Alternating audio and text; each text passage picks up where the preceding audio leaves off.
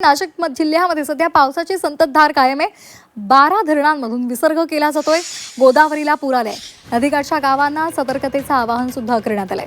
गंगापूर, दारणा, कडवा, भावली, भाम, पालखेड, पुणेगाव, गौतमी, गोदावरी, वालदेवी आणि भोजापूर धरणांमधून पाण्याचा विसर्ग सध्या सुरू आहे।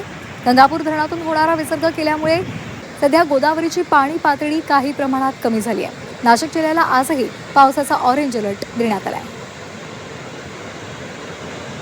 आणि या संदर्भात अधिक माहितीसाठी आपण जाणार आहोत आमचे प्रतिनिधी योगेश खरे यांच्याकडे। योगेश, संपूर्ण राज्याचा विचार केला तर त्यासाठी हवामान खात्यानं काय नेमका इशारा दिलाय आणि नाशिकमधली सध्याची काय स्थिती आहे?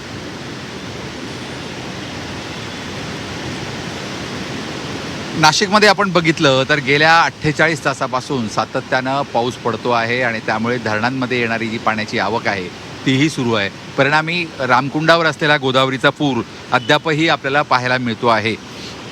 आपण जर बघितलं तर गंगापूर धरणातून अजूनही जवळजवळ 18,000 क्युसेक्स वेगानं पाणी हे प्रवाहित होतं आहे, तर होळकर पुलावर 12,000 क्युसेक्स वेगानं पाणी हे दिसत असल्यामुळे आपल्याला दुतोंड्या मारुतीच्या छातीपर्यंत पाणी आपल्याला या ठिकाणी दिसून येतं आहे। पूरसदृश्य परिस्थिती जी आहे ती विसर्गामुळे आपल्याला कायम आहे। मात्र दिलासादायक आहे ते मराठवाड्यासाठी। मराठवाड्याला मोठ्या प्रमाणात पाणी जे आहे ते इथून जाते आणि त्यामुळे जायकवाडी 60% भरण्यास वेळ लागणार नाही अशी परिस्थिती आहे। एकूण जर आपण नाशिक जिल्ह्याची परिस्थिती बघितली तर नाशिक जिल्ह्यातली जवळजवळ 23 पैकी 15 धरणं ही आता ओव्हरफ्लो झालेली आहेत। काही धरणांमध्ये पश्चिम भागातल्या पाणी अजूनही तशी प्रतीक्षा आहे।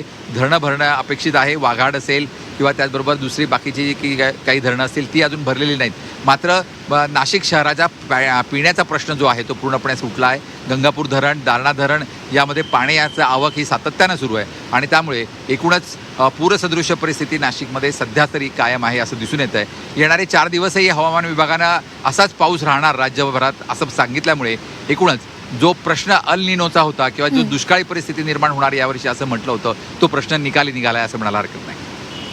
अगदी धन्यवाद योगेश, आपण दिलेल्या संपूर्ण सविस्तर माहितीसाठी।